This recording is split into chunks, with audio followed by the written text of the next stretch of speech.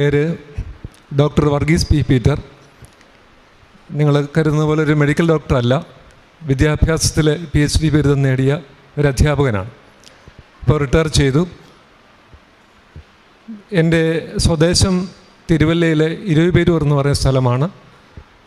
ഞാനും തിരുവല്ല മലങ്കര കത്തോലിക്ക സഭയുടെ തിരുവല്ല അതിരൂപതയിലെ ഇരുവിപേരൂർ ഇടവക അംഗമാണ്.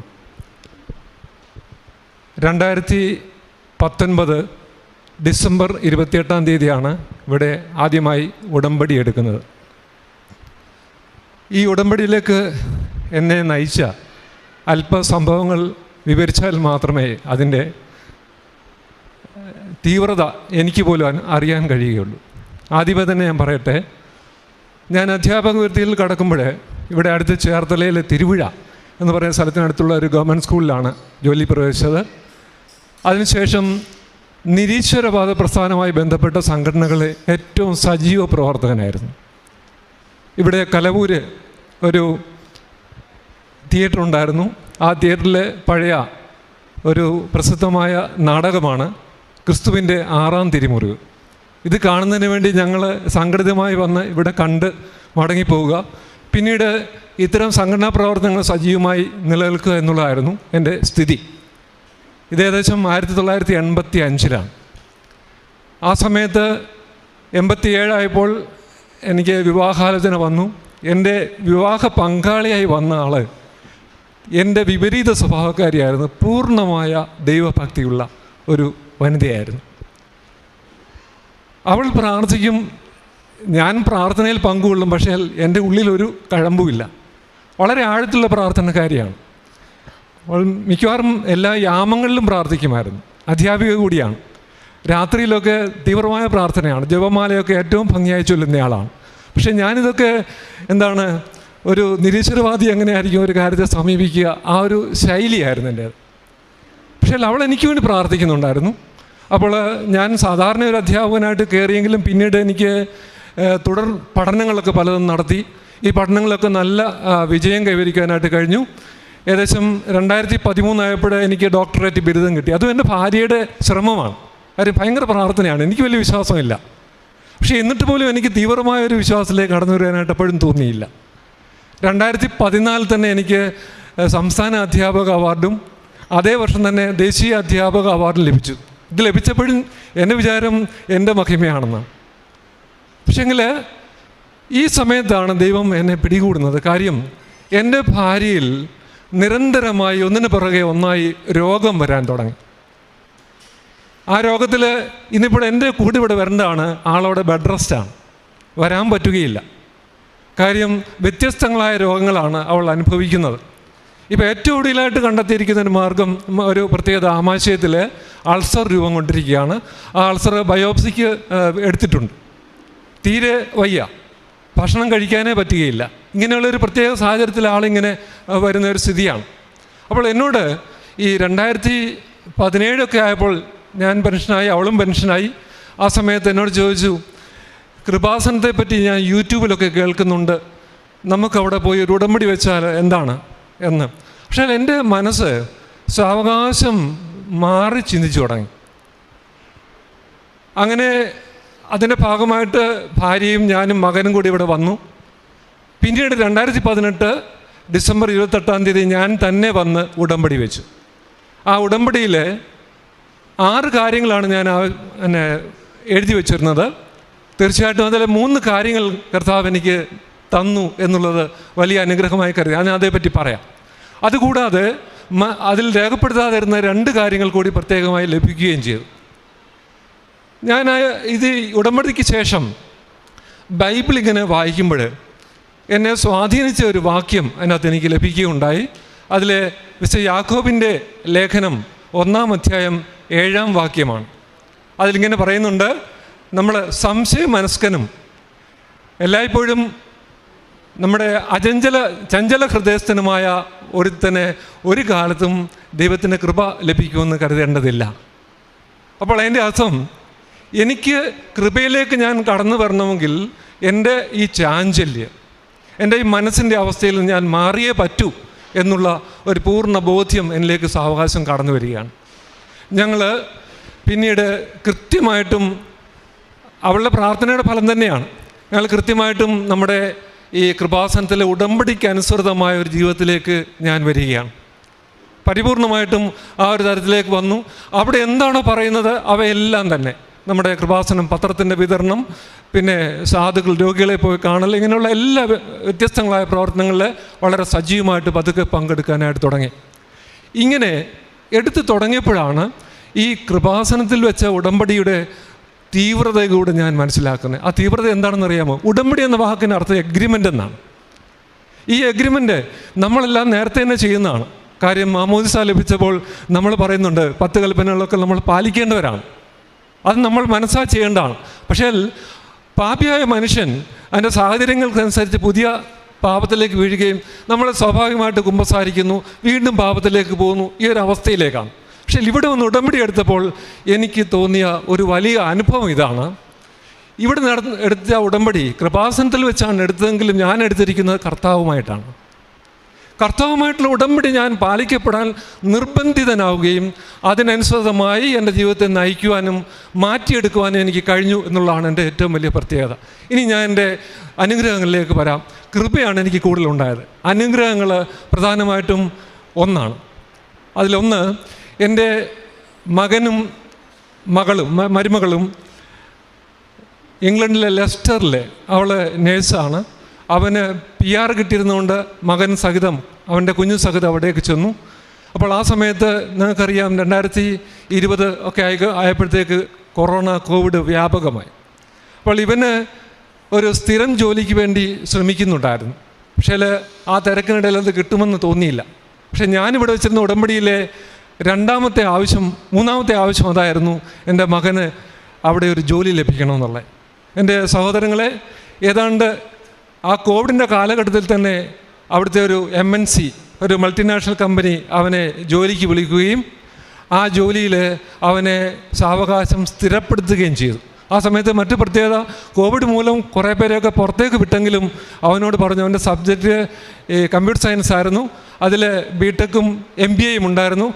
പിന്നെ അതിൽ എക്സ്പേർട്ട് ആയിരുന്നുകൊണ്ട് അവർ പുറത്തു വിടാതെ തുടർന്നോളാൻ പറഞ്ഞു. ഇപ്പോൾ സ്ഥിരപ്പെടുത്തുകയും ചെയ്തിരിക്കുകയാണ്. അതാണ് എനിക്ക് ലഭിച്ച ആദ്യത്തെ അനുഗ്രഹം.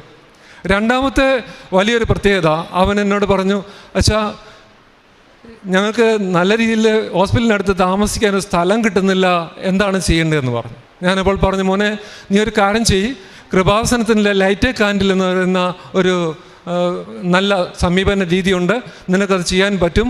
ഞാൻ അവന് ആ വിശദീകരണം കൊടുത്തു. അവൻ ലൈറ്റ് കാൻഡിൽ വെച്ചിട്ട് 10ാം ദിവസമായപ്പോൾ അവന് താമസിക്കാൻ പര്യാപ്തമായ ഒരു വീടും സൗകര്യം കൂടെ ഹോസ്പിറ്റലിനടുത്ത് തന്നെ കിട്ടി.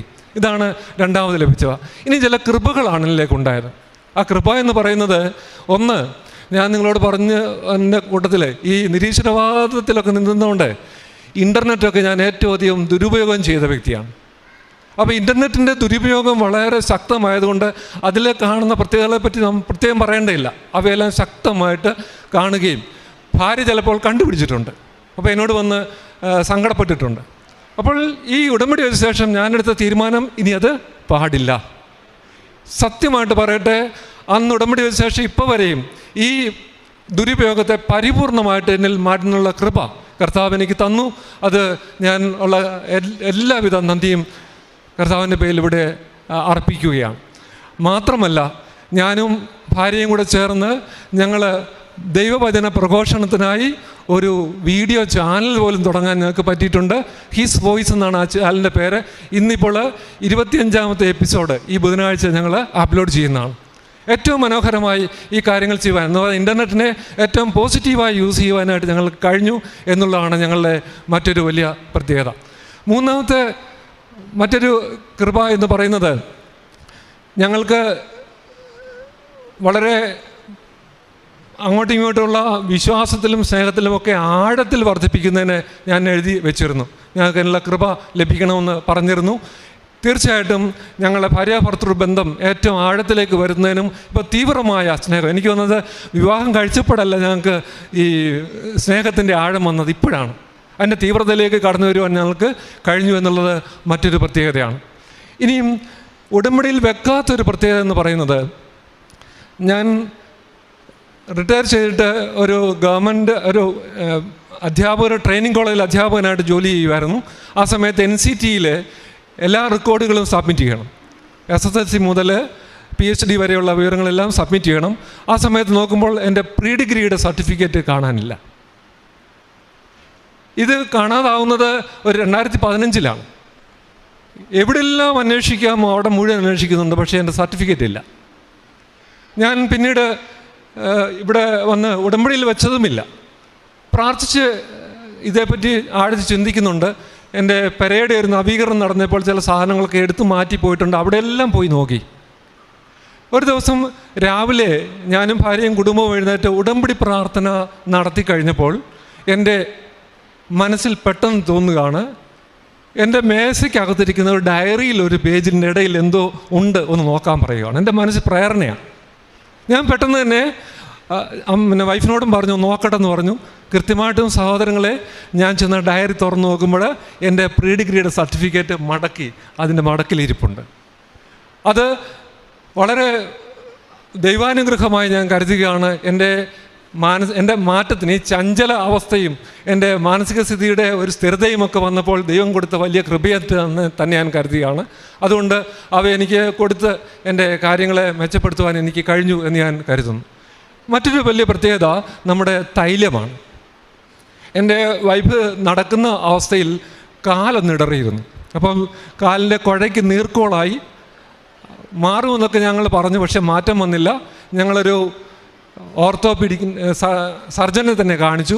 അപ്പോൾ കാണിച്ചപ്പോൾ അദ്ദേഹം പറഞ്ഞു കുഴപ്പമൊന്നുമില്ല, ബാൻഡേഡ് ചുറ്റി നടന്നാൽ മതി എന്ന് പറഞ്ഞു. പക്ഷേ ബാൻഡേഡ് ചുറ്റി കഴിഞ്ഞിട്ട് കിടക്കാൻ നേരത്ത് കുഴപ്പമൊന്നുമില്ല, നടക്കുമ്പോൾ വീണ്ടും അസുഖമാണ്. അങ്ങനെ 3 ആഴ്ചയോളം നോക്കി നിന്നു, മരുന്നും കഴിച്ചു, പക്ഷേ ഒരു കുറവുമില്ല. അപ്പോൾ ഭാര്യയും ഞാനും പറഞ്ഞു, നമുക്കൊരു കാര്യം ചെയ്യാം, നമുക്ക് ഈ കൃപാസനത്തിലെ തൈലം പുരട്ടി നോക്കാമെന്ന് പറഞ്ഞു. ഞങ്ങൾ രാവിലെയും വൈകിട്ടും പ്രാർത്ഥനയ്ക്ക് ശേഷം ഈ തൈലം കാലിൽ പുരട്ടും. ഇപ്പോൾ യാതൊരു കുഴപ്പവുമില്ലാതെ, ഒരു പ്രശ്നവുമില്ലാതെ പരിപൂർണമായിട്ട് അതിൽ നീര് മാറുകയും വളരെ ഭംഗിയായിട്ട് അവൾക്ക് നടക്കുവാൻ കഴിയുകയും ചെയ്യുന്നു എന്നുള്ളതാണ് എൻ്റെ പ്രത്യേകത. ഇത്രയും കാര്യങ്ങൾ ആണ് എനിക്കിവിടെ പറയുവാനുള്ളത്. അനുഗ്രഹം തന്ന ദൈവത്തിൻ്റെ വലിയ കൃപയെ നന്ദിയോട് ഞാൻ ഓർക്കുകയാണ്. അമ്മ മാതാവ് മാധ്യസ്ഥ തേടി തന്ന് ഞങ്ങൾക്ക് തന്ന അനുഗ്രഹങ്ങൾക്കും കോടാനുകോടി നന്ദി രേഖപ്പെടുത്തിക്കൊണ്ട് ഞാൻ ഇവിടെ നിർത്തട്ടെ. യേശുവെ നന്ദി, യേശുവെ സ്തുതി. ഡോക്ടർ വർഗീസ്, എത്ര നാളാണ് നിരീശ്വര പ്രസ്ഥാനത്തെ പ്രവർത്തിച്ചത്? എത്ര വർഷമായിട്ടുണ്ട്? ഒരു 1980-കളിൽ തുടങ്ങിയിട്ടുണ്ട്. 80-ൽ തുടങ്ങി. എപ്പോഴാണ് കർത്താവ് സ്പർശിച്ചത്? ഉടമ്പടി എടുത്തതിന് ശേഷം. ഉടമ്പടി എടുത്ത ഏത് വർഷം? എടുത്തതിന് ശേഷമാണ് എൻ്റെ തീവ്രതയിലേക്ക് വന്നത്. എന്നാൽ അതിന് തൊട്ടുമുമ്പ് ഭാര്യയുടെ ചില സ്വാധീനം എന്നെ സഹായിച്ചു. ഏത് വർഷം ഉടമ്പടി എടുത്തത്? ഉടമ്പടി എടുത്തത് 2019 ഡിസംബർ 28 അപ്പോൾ 80 കാലഘട്ടത്തിലാണ്. അതെ നിരീശ്വര പ്രസ്ഥാനത്ത്. അപ്പോൾ ഏതാണ്ട് 39 വർഷത്തോളം. ഈ സാക്ഷ്യം കേൾക്കുന്നവരെ ശ്രദ്ധിക്കണം. ദൈവത്തെ നകന്ന് അല്ലെങ്കിൽ ദൈവത്തെ പരിത്യജിച്ച് നിരീശ്വര പ്രസ്ഥാനങ്ങൾക്ക് ഊടും ഭാവവും നൽകിയ വലിയ വ്യക്തിത്വം തന്നെയാണ് ഡോക്ടർ വർഗീസ്. പക്ഷേ വിവാഹത്തിലൂടെ ഒരു മാറ്റം, നല്ലൊരു ജീവിത പങ്കാളി ദൈവം കൊടുത്തു. ഉടമ്പടി എടുത്തു കഴിഞ്ഞപ്പോൾ ദൈവമായ കർത്താവ് ഡോക്ടർ വർഗീസ് പി പീറ്ററിനെ മറ്റൊരു രൂപാന്തരീകരണത്തിലേക്ക് നയിച്ചു എന്നുള്ളതാണ്. അത് ഏതെല്ലാം മേഖലയിലാണ്? വിശ്വാസത്തിൽ ശക്തിപ്പെടുത്തി, അല്ലേ ഡോക്ടറെ? വിശ്വാസത്തിൽ ദൈവം ശക്തിപ്പെടുത്തി, ദൈവസ്നേഹത്തിൽ ശക്തിപ്പെടുത്തി, കുടുംബജീവിതത്തിന് കരുത്തേക്ക്. അതായത് ഉടമ്പടിയുടെ ഒരു പ്രത്യേകത, ദൈവം കൂടെ വരുമെന്നുള്ള സംവിധാനമാണ്. പുറപ്പാട് 33:10. അതാണ് ഉടമ്പടി. ഇപ്പോൾ ഉടമ്പടി എടുക്കുന്നവർ ശ്രദ്ധിക്കണം, ദൈവം നിങ്ങളുടെ കൂടെ വരും. കൂടെ വരുമെന്ന് പറഞ്ഞാൽ നിങ്ങളെ അലട്ടുന്ന സമസ്ത വിഷയങ്ങൾക്കും ദൈവം ഇടപെടുമെന്നുള്ളതാണ് ഉടമ്പടിയുടെ പ്രത്യേകത. ഇസ്രായേൽ ജനം യോർദാൻ കടക്കുന്നതും ജെറീക്കോ കോട്ട പൊട്ടിക്കുന്നതും വാഗ്ദാന പേടകം വഹിച്ചുകൊണ്ടാണ്.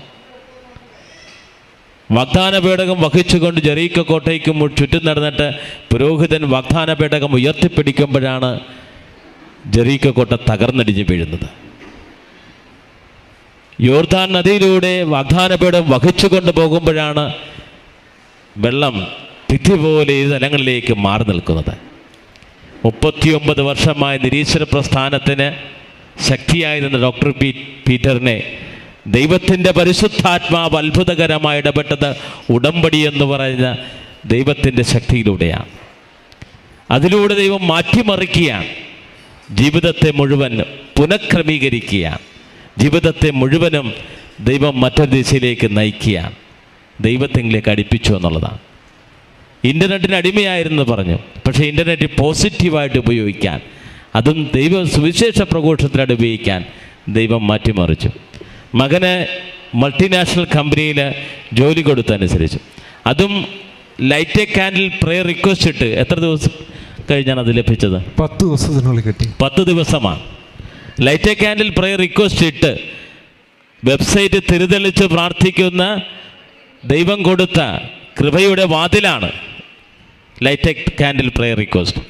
അതിട്ട് കഴിഞ്ഞ് 10 ദിവസം കഴിഞ്ഞപ്പോൾ തന്നെ ദൈവം ഇടപെടുകയാണ്. അതുപോലെ തന്നെ മറ്റൊന്നെനിക്ക് പറഞ്ഞത്, ഭാര്യയും ഭർത്താവുമായിട്ടുള്ള ബന്ധം അത് ശക്തിപ്പെട്ടു, അല്ലേ, കൂടുതൽ ആഴത്തിലേക്ക് വന്നു. അങ്ങനെ പിന്നെ സർട്ടിഫിക്കറ്റ് മിസ്സായപ്പോൾ പരിശുദ്ധാത്മാവാണ് അത് ഇന്നെടുത്തിരിപ്പണമെന്ന് ബോധ്യം കൊടുക്കുന്നത്. ദൈവത്തിൻ്റെ പരിശുദ്ധാത്മാവാണ്. പരിശുദ്ധാത്മാവ് വളർന്നു വരുമ്പോഴാണ് ഈ ശക്തി പ്രാപിക്കുന്നത്. കാരണം ഉടമ്പടി പ്രാർത്ഥന പരിശുദ്ധാത്മ കേന്ദ്രീകൃതമാണ്, ബൈബിളിൻ്റെ സമ്പൂർണ്ണതയാണ്, ദൈവശാസ്ത്രത്തിൻ്റെ പൂർണ്ണതയാണ്. അതുകൊണ്ട് ഉടമ്പടി എടുക്കുന്നവർക്കെല്ലാം ദൈവത്തിൻ്റെ കൃപ അനർഘളമായി പെരുമഴ പോലെ ലഭിച്ചുകൊണ്ടിരിക്കുകയാണ്. അതാണ് ഡോക്ടർ വർഗീസിനെ ദൈവം ശക്തിപ്പെടുത്തിയതും വിശുദ്ധീകരിച്ചതും പുനഃക്രമീകരിച്ചതും കർത്താവിനെ സ്വന്തമാക്കി മാറ്റിയതും ഉടമ്പടിയാണ്. ഈ സാക്ഷ്യം കേൾക്കുന്നവർ നിങ്ങളുടെ ജീവിതം നിങ്ങളുടെ മക്കളെ സമർപ്പിക്കണം. ഇങ്ങനെ വിശ്വാസം മന്ദീഭവിച്ചിട്ടുള്ളവർ, വിശ്വാസം അകന്നു പോയിട്ടുള്ളവർ, ദൈവത്തെ മറന്ന് ജീവിക്കുന്നവർ, ദൈവത്തെ ത്യജിക്കുന്നവരെല്ലാം ഈ സാക്ഷ്യത്തോട് ചേർത്ത് നിങ്ങളുടെ നിയോഗങ്ങളും ദുരിതങ്ങളും സമർപ്പിച്ച് പ്രാർത്ഥിക്കണം. ദൈവം ഡോക്ടർ വർഗീസിനെ ശക്തിപ്പെടുത്തി അതേ ദൈവത്തിൻ്റെ ശക്തി നിങ്ങളെയും ശക്തിപ്പെടുത്തും. ലൂക്ക 1:49 ദൈവം ശക്തനാണ്, വൻ കാര്യങ്ങൾ കൊണ്ട് നിങ്ങളുടെ ജീവിതത്തെ